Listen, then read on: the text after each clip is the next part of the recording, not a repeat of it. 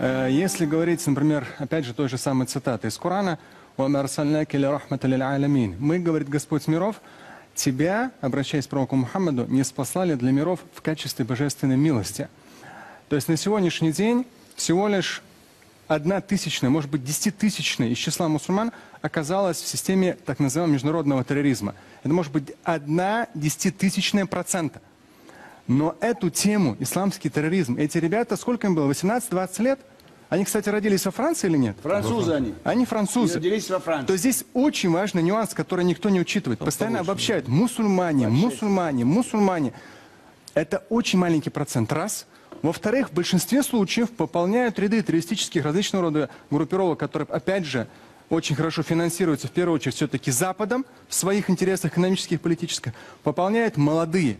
И их ни в мечетях, ни в семьях никогда этому не учили. Посмотрите, 14 с лишним веков ислама.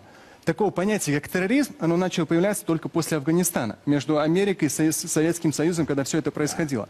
В исламе такого не было. С точки зрения, то есть самое большое оскорбление для мусульман есть то, что вот эту всю грязь, может быть даже, да, мусульмане 1,5 миллиарда почти отвечают как бы за этот 0,0 там, 0,001% из их числа, но в большинстве своем это люди, которых воспитало сегодняшнее телевидение, французское в том числе, где постоянно говорилось исламский терроризм. У них уже с учетом нейронных путей в голове, что это именно исламский, что это часть нашей религии. Но, я вам говорю, мне самому 41 год, и я сам по национальности татарин. 27 лет я религиозно практикующий. Общался на разных языках с самыми разными культурами. В исламе такого понятия, как терроризм, в Коране четко и ясно сказано, что кто убьет, кто убьет одного человека, неважно какой он национальности, просто вот убьет его, то подобно по греху пред Богом, подобно как убил целое человечество. Никто во Франции эту цитату не проговаривал по телевидению. Если говорили, то только исламский терроризм. А вот такого рода вещи, то же самое пророк Мухаммад говорил. Верующий человек – это тот, рядом с которым люди, вне зависимости от национальности, вероисповедания, люди чувствуют себя в безопасности. Всегда раньше мусульмане излучали собой безопасность. На сегодняшний день мы поедаем результаты, пожинаем результаты, плоды именно и европейского свободного слова и так далее, когда всех мусульман обливали грязью и говорили «исламский терроризм».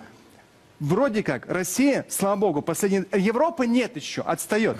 Россия начала разделять последние 3 года. Вот это преступление, а вот это религия. С точки зрения, опять же, подчеркну последнее, религии, то же самое аят в Коране. Больше чем уверен, что во Франции ни разу нигде это не цитировали, чтобы воспитывать своих мусульманских французов. В Коране четко сказано, друг другу помогаете. Бир – это любое благо, благостное деяние. Помогайте друг другу в благостных деяниях и в проявлении набожности пред Богом. Набожность – это трепет, это ты когда поступаешь правильно и хорошо. И вы хорошо сказали, справедливо.